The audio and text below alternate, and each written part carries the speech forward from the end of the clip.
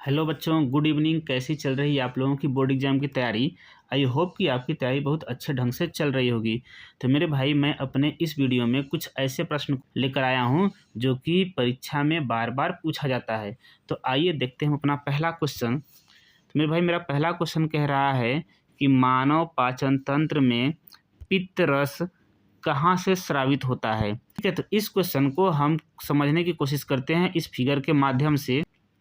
इस फिगर में आपको दिख रहा होगा एक यकृत यानी लीवर। तो मेरे भाई, लीवर में जो है ये पित्त रस का निर्माण होता है और ये स्टोर होता है अगर कहाँ पर, गाल ब्लैडर में। ठीक है, और अपना फंक्शन यानी काम कहाँ दिखाता है, तो अपना काम दिखाता है छोटी आंत में। इसका काम क्या होता है, तो पित्त रस का काम होता है कि छोटी आंत में जो भोजन आया है उसको क्षारीय बना दे, ताकि पैंक्रियाटिक जूस यानी अग्न्याशयी रस और इंटेस्टाइनल जूस यानी कि छोटी आंत से निकलने वाले जो भी कुछ रस हैं वो आकर के भोजन के ऊपर अच्छे से प्रतिक्रिया कर सके। ठीक है, तो आई होप आप इस बात को समझ पा रहे होंगे कि लीवर ने पित्त रस को बनाया, स्टोर किया गाल ब्लैडर ने, और पित्त रस का काम कहाँ पे लगा, तो इसका काम लगा है आकर के हमारे स्मॉल इंटेस्टाइन के अंदर। तो आइए देखते हैं अपने क्वेश्चन को। तो मेरे भाई, क्वेश्चन जो पूछा था, मानव में पित्त स्रावित कहाँ से होता है, तो ये होता है यकृत से। आई होप कि आप इसको समझ पाए होंगे और इस क्वेश्चन का हमारा करेक्ट आंसर क्या हो जाता है, ऑप्शन बी। आइए देखते हैं नेक्स्ट क्वेश्चन। नेक्स्ट क्वेश्चन कह रहा है कि निम्नलिखित में से कौन जंतु हार्मोन है। तो मेरे भाई, एड्रिनलिन जो होता है क्या होता है, ये जंतु हार्मोन है। बाकी जितने हैं यहाँ पे, ये तीनों के तीनों कौन से हैं, प्लांट हार्मोन यानी कि पादप हार्मोन कहलाते हैं। आइए देखते हैं नेक्स्ट क्वेश्चन।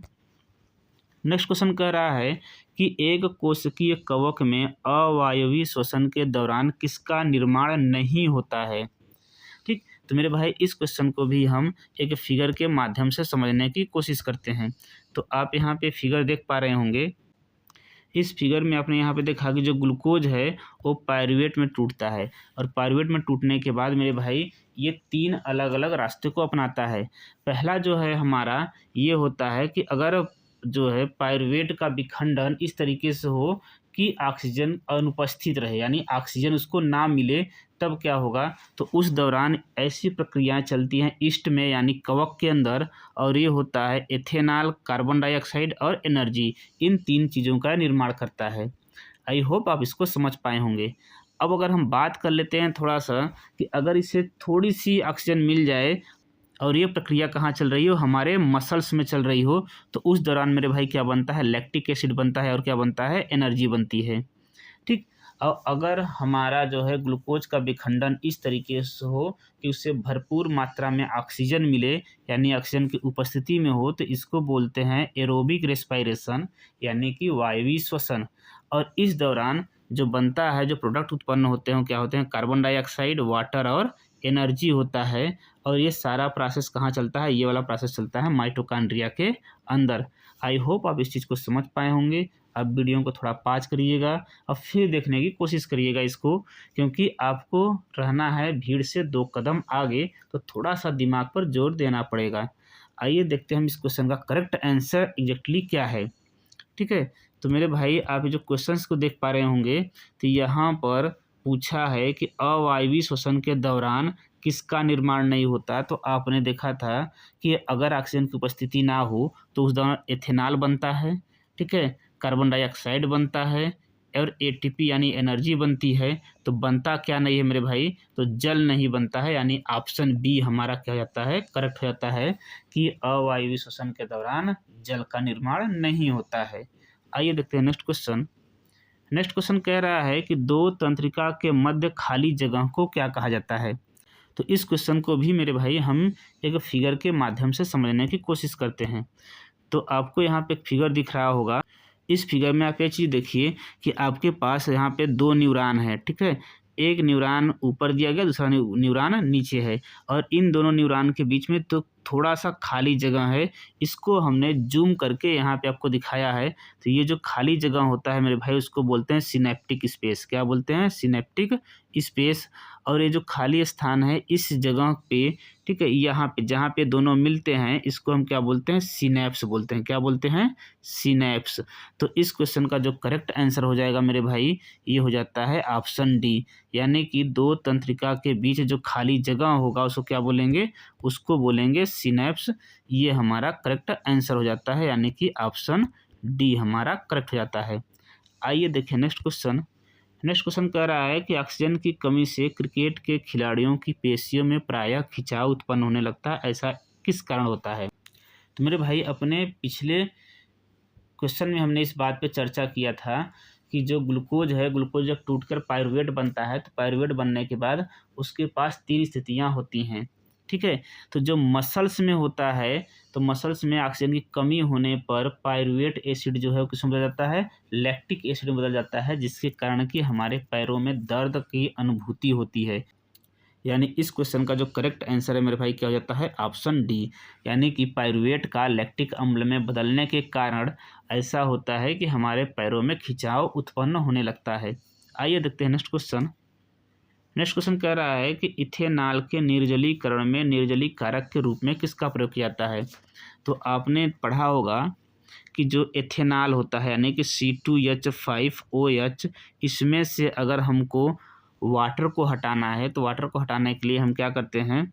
इसको H2SO4 के साथ, ठीक है ना, इसको H2SO4 के साथ क्रिया कराते हैं।